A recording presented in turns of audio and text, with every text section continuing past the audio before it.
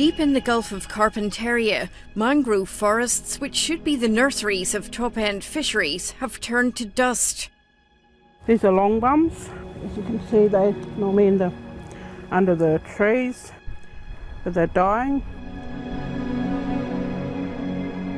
Mara traditional owner Patsy Evans alerted the Northern Territory government in 2015 that 1,000 kilometres of mangroves were dying. Oh, this is bad. Worse. Unbelievable. Can't even believe what's happening. This clearly looks like, from the analysis we've done, an extreme series of events: moisture, temperature, salinity. The very fact that 4 years after this mangrove die-off, the devastation here is still utter, shows that in the top end, we're really on the front line of severe climate change impacts now. We can't see any other driver of dieback, of the dieback at that scale, other than the extreme climatic envelope has shifted. Scientists are predicting the already hot, humid top end will continue to get hotter. Currently, Darwin, for example, gets about 11 days a year over 35 degrees. Under a sort of a business as usual scenario, that could increase by 2090 to an average of 265 days. 50 kilometres off the Darwin coast on Bearsand Island, scientist Mick Guinea is studying how warming is changing the sex of baby flat-pack turtles as they incubate. One of her eggs? Yeah. Better put it back in now. Put it back in, yes. Yeah.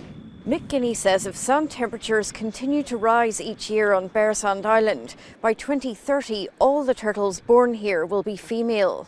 Once the temperatures rise to 34 degrees, then the eggs will no longer be able to hatch, and this population will become extinct. I wasn't expecting to see extinctions in my lifetime. On Darwin's Casuarina Beach, Stephen Garnett has analysed buried shells and sand to study the rate at which sea level rise is scarring the coast away. This is stuff's been buried here for 1,400 years, untouched.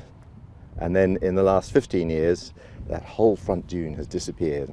The top end is experiencing sea level rise at twice the rate of southern Australia and the global average. Because north of here we've got the Arafura Sea, which lies on top of the continental shelf. So it's very shallow, so it warms up very quickly. The expansion of the warmer shallow seas of northern Australia will contribute to sea level rise that's predicted to inundate several of Darwin's coastal suburbs by 2050. It's not just coastal areas that will be affected by the rise of sea levels. 150 kilometres inland, 50% of Kakadoo's low-lying, bird-life and fish-rich freshwater wetlands will be inundated by 2050. There's just no way that these animals can adapt genetically at the pace that this change is likely to occur. We've already seen it happening. Climate change is also expected to strengthen top-end cyclones and storm surges. Some scientists are saying we now need a Category 6 to account for what is projected for the future. Scientists now know they've underestimated how much sea levels will be raised by polar ice cap melting. Most scientists think that they've been too conservative with their projections. The CSIRO estimates even if the global Paris emissions reduction targets are met, it won't be enough to halt these changes. If countries of the world do want to reduce emissions to 2 degrees or below, their nationally determined contributions do have to be increased.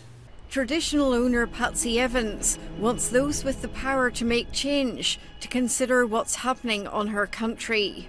Go out and see what's happening. Go out there and be aware and look at it, and don't make decisions where you are.